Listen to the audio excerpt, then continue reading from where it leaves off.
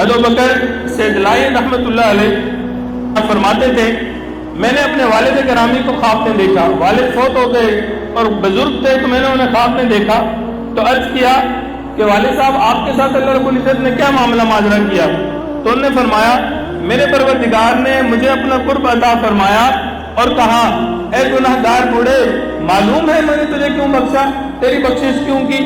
तो कहते हैं कि मैंने अर्ज किया, अल्लाह मुझे मालूम नहीं है। तो उन्होंने एक बार फरमाया कि तूने एक मरतबा मजलिस की थी और लोगों को अपने पास बुलाया था और एक मजलिस मुनक़िद की थी।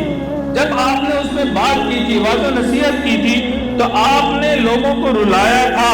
बस मेरे बंदों में से एक वो बंदा भी रोया था जो मेरे देश से कभी पहले नहीं रोया था। मैंने उसको माफ कर दिया और उसकी वजह से अहले मजलिस को माफ कर दिया। चूंकि तुम भी उस मजलिस में मौजूद थे, इसीलिए तुम्हारी भी बख्शिश फरमा दी।